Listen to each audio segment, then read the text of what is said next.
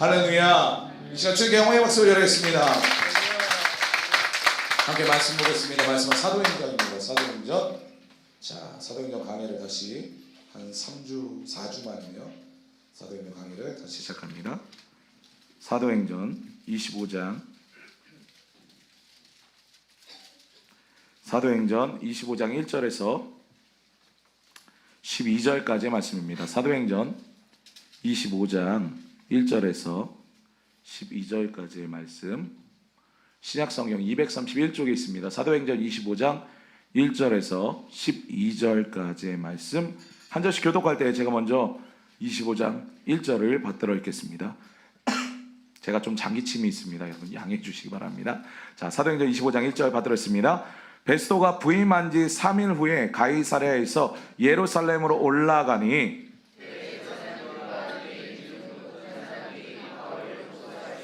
베스도의 호의로 바울을 예루살렘으로 옮기기를 청하니 이는 길에 매복하였다가 그를 죽이고자 함이더라.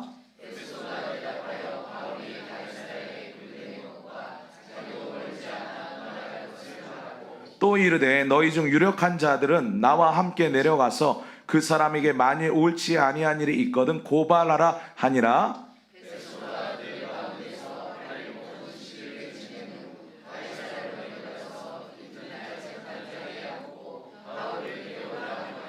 그가 나오매 예루살렘에서 내려온 유대인들이 둘러서서 여러 가지 중대한 사건으로 고발하되 능히 증거를 대지 못한지라.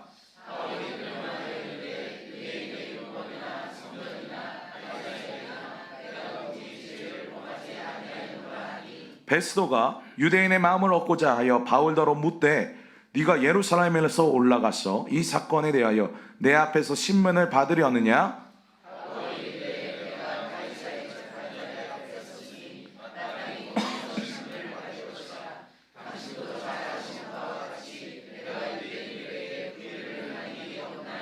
만일 내가 불의를 행하여 무슨 죽을 죄를 지었으면 죽기를 사용하지 아니할 것이나 만일 이 사람들이 나를 고발하는 것이 다 사실이 아니면 아무도 나를 그들에게 내줄 수 없나이다. 내가 가이사께 상소하노라 한데 베스도가 배석자들과 상의하고 이르되 네가 가이사에게 상소하였으니 가이사에게 갈 것이라 하니라. 아멘. 할렐루야. 예, 오늘 이 밤에 성령으로 하나 되어 예배 드리시는 여러분들을 주의 이름으로 환영하고 축복합니다. 이 시간 앞뒤 좌우에 있는 성도들 큰 박수로 환영하겠습니다. 사랑 축복합니다. 오늘도 성령 충만하시고 말씀으로 충만하시기 바랍니다.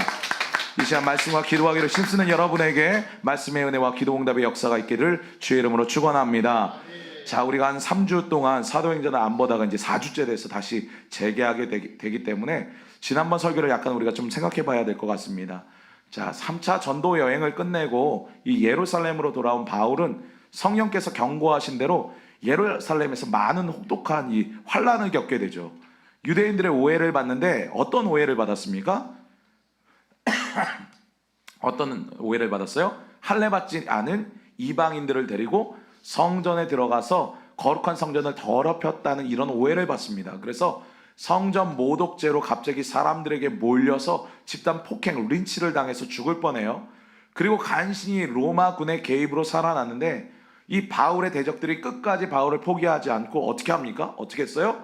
40명의 암살대를 만들죠. 그리고 종교 지도자들과 다 짜가지고요 바울을 죽이고자 합니다.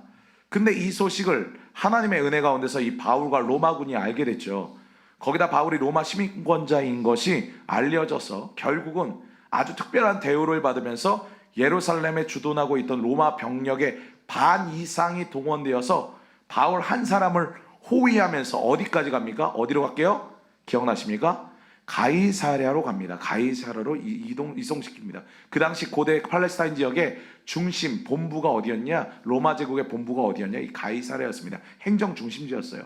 거기서 감옥에 갇혀 시간을 보내게 되는데 그때 당시 총독이었던 총독 누구였어요? 예, 다 까먹으셨나요? 벨릭스였습니다. 벨릭스 총독은요, 조사 결과 바울이 무죄임을 알고서도 유대 종교 지도자들과 관계가 껄끄러워지는 게 너무 부담이 돼서 자기 총독 임기 내에 이 판결을 하지 않고 유야무야 시간을 2년 동안 그냥 보내버려요. 그래서 우리가 지난번 본 24장과 오늘 보는 이 본문 25장 사이에는요, 약 2년간의 시간 공백이 있습니다. 2년이 지났어요. 바울은요, 아직도요, 미결수의 신분으로요, 감옥에 갇혀 있었습니다. 그리고 그는요, 그동안 정권이 바뀌었지만 바일릭스에서부터 베스도로 총독이 바뀌고 정권이 바뀌었지만 하나도 상황이 변한 거 없이 미결수로 그냥 가이사랴의 감옥에 갇혀 있었습니다. 2년이라는 생활을요, 그냥 답답하게 감옥에서 세월을 보내버린 거예요. 자, 이걸요, 밖에서 이렇게 딱 보면 그냥 시간 낭비만 2년 동안 바울이 한 것처럼 보입니다. 그러나 바울은요, 그 2년 동안 감옥에서 허송세월 보내지 않았습니다. 하나님께서는요, 그 시간을 사실 바울에게 선물로 주신 시간으로 사용하게 하셨어요. 먼저는요, 그 시간 동안 바울의 생명이 하나님께서 이제 지켜주시지 않습니까? 만약 바로 바울이 석방이 됐으면 어땠을까요? 바울을 죽이려고 암살대 40명이 지키고 있었을 거 아니에요. 그래서 그 유대인 암살단이 바로 감옥 앞에서 기다렸다가 바로 나오는 순간 두부도 하나 먹기 전에 바로 모가지를 댕강했을 겁니다. 바로 암살했을 거예요. 그런데 바울을 죽이려는 이 암살단조차도요, 그 2년 동안 다 지쳐버렸어요. 왜냐하면 이게 기한이 정해진 일이 아니라 오늘 내일 하는데 맨 처음에 한 6개월 동안은 내일인가 아니면 모레인가 이렇게 기다렸다가 계속 지쳐야 되니까 암살단조차도 계속해서 기다릴 수가 없는 거예요. 그렇게 주님께서는요, 이 바울을 암살단의 이 살이로부터 이렇게 보호해 주시고 2년을 보내게 해주셨습니다. 생명을 지켜주셨어요. 더불어서 그 덕분에 바울은요, 2년 동안 좀 쉼을 누릴 수가 있었습니다. 자, 우리가 너무나도 잘 아는 것처럼 바울은요, 절대로 가만히 있지를 못하는 사람이에요. 근데 이 앞에서도 우리가 살펴본 것처럼 지금 예수 믿고 나서 바울이 지난 한 10여 년을 불꽃같이 자신의 삶을 불태우면서 사역하지 않았습니까? 막 유럽과 아시아를 오가면서 1차 전도여행, 2차 전도여행, 3차 전도여행까지 돌고 곳곳에 교회를 세우고 성경을 쓰고 정말 지적으로나 정서적으로나 모든 걸 다 쏟아 놓으면서 내일이라도 죽을 것처럼 그렇게 사역했던 사람이 바울이었습니다. 그러니 자신은 모르고 있지만 얼마나 지적으로나 정서적으로나 영적으로 피곤한 상태였겠어요. 그래서 몇 번을 하나님께서 바울을 쉬게 하려고 상황을 열어주셨는데 이 바울이 자기 자신의 몸이 망가지는 것도 모르고 막 달려가니까 쉴 수밖에 없는 환경으로 막 하나님께서 몰아넣으신 거예요. 감옥에 갇혀 있어야 쉬는 사람들 있지 않습니까? 예를 들면 아파서 병원에 입원해야 그때 가서 쉬는 사람들이 있어요. 저도 그런 사람들 중에 하나인데 항상 머릿속에 할 일이 가득합니다. 그런데 희한하게 평소에는 생각이 안 났다가도 베개만 누우면 갑자기 생각이 나요. 그래서 다시 일어납니다. 잠을 못 자고. 또 일어나서 뭔가 막 해요. 그 지난 주간에 우리 오늘 조의연 안수집사님 오셨는데 조의연 안수집사님이 혈압이 높아지셔서 아주 위험한 상황까지 가셨습니다. 병원에 입원하셨었어요. 우리 조의연 안수집사님 매일 새벽 예배도 빠지지 않고 나오시고 매일 밤늦게까지 사업하시고 하지 않습니까? 이 몸을 돌볼 시간이 없는 거예요. 이번 주에 목사님 병원에 한번 오셔서 기도 좀 해주십시오 이렇게 부탁을 하시길래 제가 병원 신방을 갔는데 우리 안수집사님께서 뭐라고 하시냐면 병원에 있으니까 더 골병이 들겠다고 빨리 나가야 되겠다고 이러시는 거예요. 지금 링겔 꽂고 지금 그러고 계신 분이 빨리 나가야 된다고 답답해서 더 골병 들겠다고 말씀하십니다. 아마 우리 안수집사님뿐만 아니라 우리 교회 성도들 대부분이요 병원에 쉬면요 며칠만 지나가서 몸이 막 근질근질하고 내가 이러고 있으면 안 되는데 교회 가야 되고 너 내 일터로 나가야 되는데 이러면서 아마 나오실 분들이 여기 다 있으실 것 같아요. 그런 열심히 있기 때문에 이 밤에 여기 나온 건 아니겠습니까? 쉬어야 할 때도 쉬지를 못해요. 그런 경우 간혹 하나님께서 특별하게 쉬게 하시려고요 병원에 집어넣으시는 경우가 있다는 겁니다. 저도 몇 년 전에 북한 접견 지역 단기 선교를 앞두고 있었는데 저도 정말 물불 안 가리고 사역하는 타입이라 하는 사역이 엄청 많았는데 단기 선교는 절대로 또 빠질 수가 없는 거예요. 그래서 청년들을 훈련시켜서 단기 선교를 준비하고 있었어요. 근데 단기 선교 가기 바로 몇 주 앞두고 다리 무릎 인대가 끊어진 거예요. 난리가 났죠. 단기 선교의 대부분은 내내 걸어 다녀야 하는데 근데 인대가 끊어져서요 다리 반 깁스를 하고 단기 선교를 갔을 뿐만 아니라 그 다리로 백두산 천지까지 올라갔습니다. 여러분 백두산 가보신 분 아실 텐데요, 백두산 천지에 올라갈 때 계단이 엄청 많습니다. 근데 돈 내면 옆에서 그 중국인들이요 가마로 태워가지고 꼭대기까지 가마에 태워서 올려다 주는 서비스가 있어요. 대단하지 않습니까 중국인들? 다들 저보고 목사님 그거 타세요, 다리 그 기부스 해가지고 어떻게 저기까지 올라가요 그러는데 아니 내가 관광 온 것도 아니고 선교 와서 가마 타고 천지 올라가는 건 좀 아닌 거 아니냐 이러면서 기어서 올라갔습니다. 기어서. 근데 좀 미련한 게 그때 제대로 쉬면서 치료했어야 되는데 무리해서 그때 이제 그러다 보니까 이게 날씨가 궂으면 벌써 종종 무릎이 쑤셔요. 제 나이에. 아마 저 같은 분들이 여기 대부분이실 거예요. 여러분 조금 엄살 부려도 됩니다. 아프면 좀 쉬세요. 건강하셔야 더 오래 주의 일을 할 수 있습니다. 건강관리하는 것도요, 하나님 뜻이라는 거 절대 잊지 마시고 항상 건강관리에 힘쓰시는 저와 여러분 되기를 소망합니다. 저도 이게 잘 안 되는데 오늘 말씀 연구하다가 말씀을 준비하다가 갑자기 주님께서 딱 책망을 하시는 거예요. 그래서 내게 하시는 말씀이구나 이렇게 생각하면서 이 말씀을 좀 준비했습니다. 사랑하는 여러분, 주님께서는요, 수고하고 무거운 짐진 자들아 다 내게로 오라고 말씀하셨습니다. 내 멍에는 쉽고 내 짐은 어떻다? 가볍다고 하셨어요. 즉 주의 일을 열심히 하는 건 너무나 좋은 일이지만 그거 하면서 탈진하고 짜증내고 몸을 망가뜨리고 쓰러지는 걸 주님께서는 결코 원하지 않으신다는 겁니다. 동의하십니까? 헌신의 경기장에서요, 전반전만 뛰고 끝내는 걸 주님께서는 원하지 않으세요. 주님께서는 여러분들이 후반전까지 끝까지 완주하시기를 원하십니다. 그러니까 여러분의 인생에서 원치 않게 갑자기 아무것도 못하게 되는 때가 올 수 있어요. 갑자기 큰 병이 걸리거나 또는 직장에서 예기치 못하게 잘리거나 또는 사업이 어려워져서 손을 놓고 있다거나 계속해서 도전하는 일이 열리지 않아서 허송세월 보내는 것 같은 때가 오면 그때 인간적으로 그걸 해석해서 내 인생은 왜 이렇게 안 풀리는 걸까? 왜 이렇게 되는 일이 없지? 왜 이렇게 인생이 어려워지지? 이렇게 한탄할 수 있는데 그게 아니라는 거예요. 그런 때가 여러분의 인생에 오면 오늘 바울처럼 생각하시기 바랍니다. 하나님께서 내 인생에 쉼표를 잠시 찍어주시는구나. 이때 나를 위한 하나님의 또 다른 계획과 섭리가 준비되어 있구나. 이것을 반드시 기억하시는 저와 여러분 되기를 바랍니다. 제가 한두 번 말씀드린 적이 있는데 제가 2017년에 성대 결절을 아주 제대로 알았죠. 교회에서 찬양이란 찬양은 다 혼자 다 하고 그 당시에 제가 정말 지혜가 없어서 밤이고 새벽이고 몸 아끼지 않고 막 고음으로 빡빡 올려가면서 찬양하고 막 새벽부터 막 통성기도 엄청나게 막 시게 했어요. 다들 목이 항상 쉬어있다고, 목사님 찬양의 은혜 너무 많이 받는데 목 관리 잘하세요. 하나님께서 100만 불짜리 목소리와 은사를 주셨는데 그거 저희 오랫동안 누리고 싶으니까 목 관리지 마세요. 맨날 그렇게 성도들이 얘기했었어요.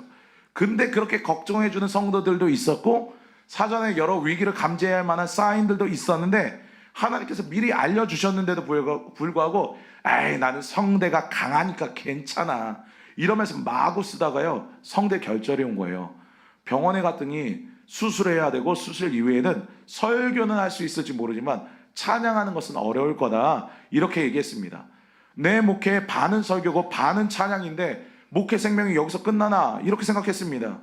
그 이후에 기적적인 치유 과정은 이미 간증을 몇 번 한 적이 있으니까 아실 테고 그때 하나님께서 목을 아예 3개월간 푹 쉬게 하시는 일이 있었는데 막 찬양을 앞에서 누가 찬양 인도하면 저도 막 찬양을 하고 싶어가지고 그런데 찬양을 하면 안 되니까 의사가 절대로 쉬라고 했으니까 그래 내가 나을 때까지만 참자 그러면서 진짜 참는데 너무너무 힘들더라고요. 저한테는 지옥과 같았습니다. 찬양을 해야 막 영이 막 소생되어지고 막 에너지가 생기고 살아나는데 그냥 그걸 못하니까 너무너무 힘든 거예요. 기도를 할 때도요 저는 항상 예전에 제가 부교육자로 사역했던 게 주니층 위에서 박수를 치면서 주여 주여 이렇게 하면서 기도를 했어요. 그런데 그걸 못하는 거예요. 그 다음부터는 정말 입을 꾹 다물고 속으로 이러고 진짜 이렇게 기도했습니다. 안 그러면 막 튀어나오니까요. 막 그래서 목을 신경 써야 된다는 생각 때문에 그렇게 했는데요. 그러다 보니까 하나님께서도 한 3개월 만에 진짜 의사 선생님들 기적적이라고 얘기하실 만큼 3개월 만에 금방 나버렸습니다. 완전히 치유가 됐어요. 제가 일부러 쉬고 놀러 다니라고 이렇게 말씀드리는 게 아니라 하나님께서 쉬게 하시는 때가 있다는 거예요. 그때는 푹 쉬십시오. 숨 좀 고르시고 이후에 더 열심히 주의 나라와 주의 몸된 교회를 위해서 더 충성하시고 더 헌신하시기를 바랍니다. 자, 1절을 보니까 새로 부임한 신임 총독 베스도가 부임한 지 3일 만에 가이사랴 본부에서 예루살렘으로 시차를 나가요. 보통 지금도 그렇지만 지금도 대통령이 호남권에서 지지하는 대통령이 나오면 호남부터 가고, 뭐 영남권에서 지지하는 대통령이 나오면 먼저 대통령 된 다음에 영남권을 돌거나 중요한 데를 이렇게 돌잖아요. 마찬가지로 이 총독 베스토가 가이사르에 부임하자마자 3일 만에 유대인들이 가장 골치 아픈 사람들이니까 적대 세력이니까 그들에게 먼저 시찰을 나갑니다. 말썽 많은 유대인들을 제대로 다스리려면 예루살렘에 있는 종교 지도자들과 좋은 관계를 맺어야 하잖아요. 그래서 빨리 가서 얼굴 보고 이야기 좀 나누자, 우리 좀 친해지자, 앞으로 우리 좀 협력해서 이 팔레스타인 지역을 잘 다스려보자, 같이 협력해보자, 이런 의미로 갔습니다. 근데 예루살렘에 있는 종교 지도자들도 눈치가 빤하죠. 신임 총독이 왔으니까 처음부터 길을 우리가 잘 들여야 되겠구나, 이런 생각하지 않았겠습니까? 그리고 부임 후 첫 회담인데 그래도 뭔가 원만한 관계를 위해서 자신들이 요구하는 거 하나쯤은 들어주는 게 이 정치적인 관례니까 이 예루살렘의 종교 지도자들이 이때다 싶어서 부탁을 합니다. 무슨 부탁을 하죠? 자, 2절 3절 읽겠습니다. 2절 3절 있습니다. 시작.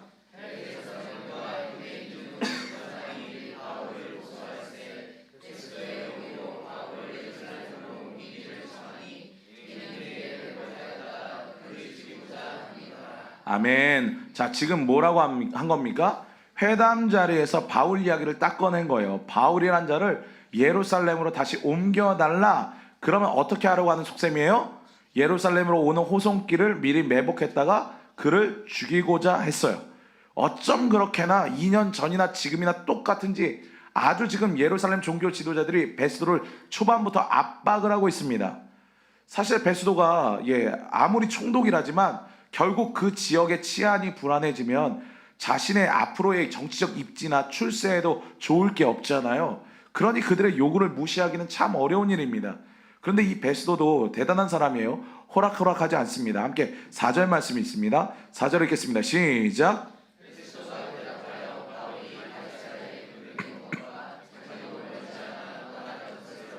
자, 지금 총독 베스도가 뭐라고 하는 거예요? 내가 총독으로 부임할 때 이미 전임 총독에게 인수인계 받을 때 바울 사건에 대해서 브리핑을 다 받았다.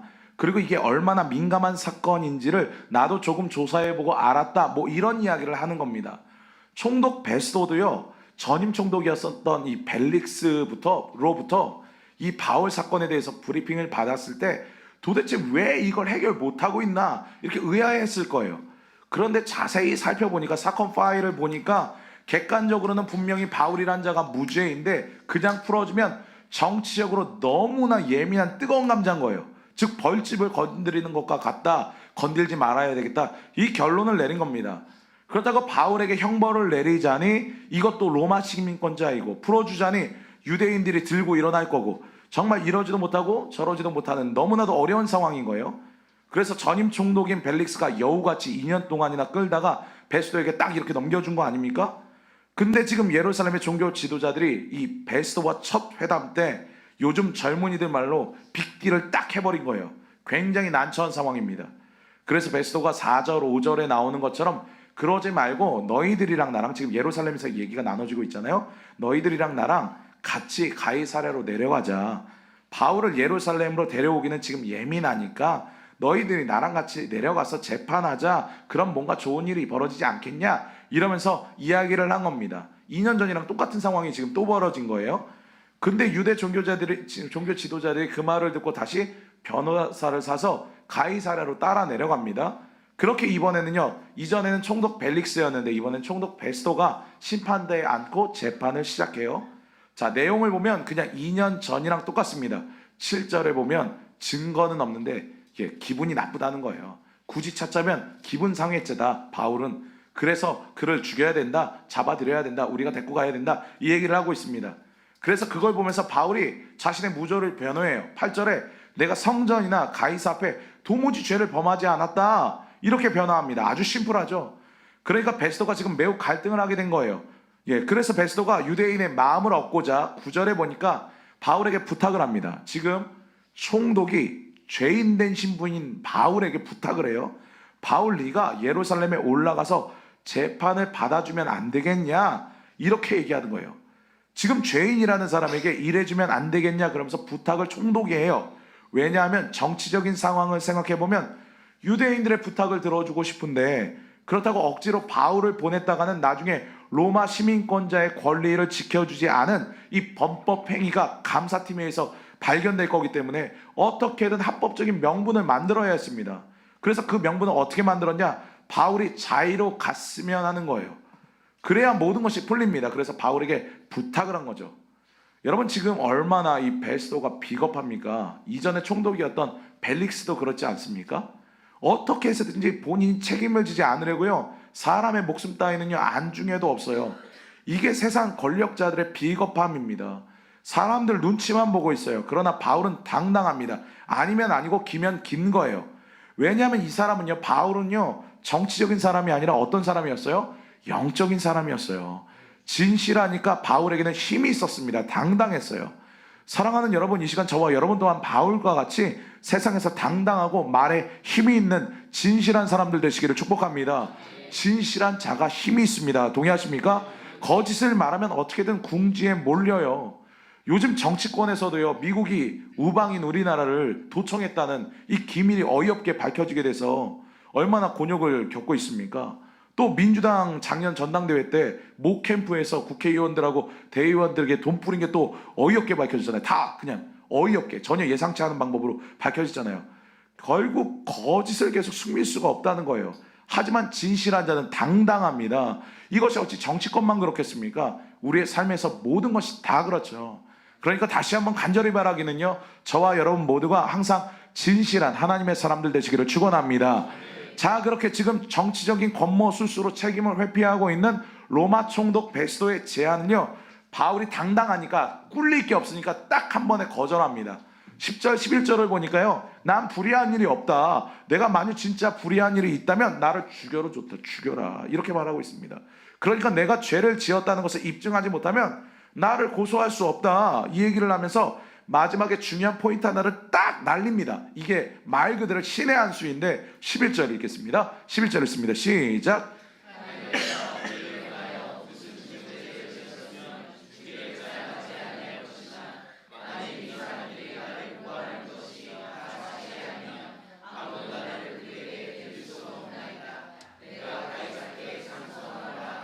자, 뭐 해달라는 겁니까? 바울이 내가 가이사에게 상소한다 이렇게 말을 해요. 즉 지방법원에서 더 이상 재판 못 받겠다, 대법원으로 가자, 이 얘기입니다.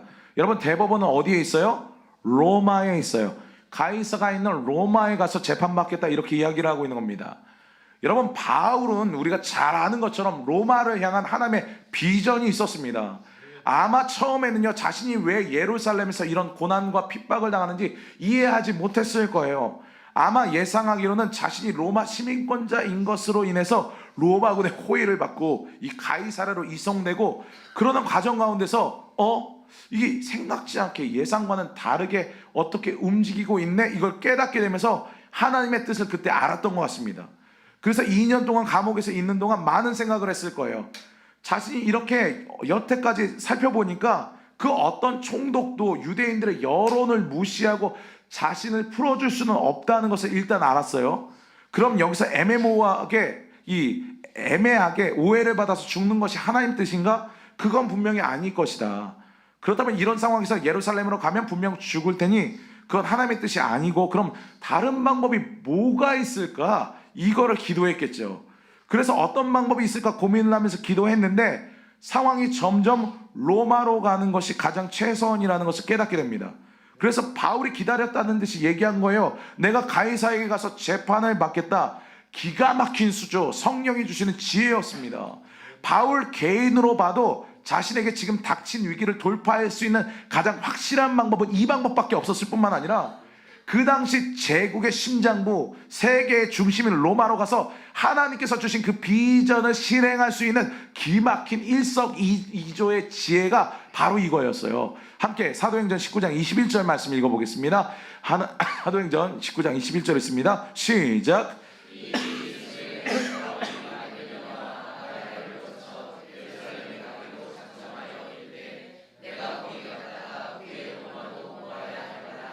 아멘. 하나님께서는 이미 어디서냐면 에베소에서 사역할 때 바울에게 로마에 대한 비전을 보여주셨어요. 근데 그 비전이 언제 이루어질지 몰랐습니다. 그냥 하나님이 주신 말씀대로 선포는 이미 해놓았는데 나는 로마까지 가서 복음을 증거해야 하리라 선포는 해놨는데 그 당시에 바울이 로마로 갈 형편이 안 됐어요. 근데 전혀 예상치 못한 기가 막힌 방법으로 하나님께서는요 바울을 로마로 가게 하시는 겁니다.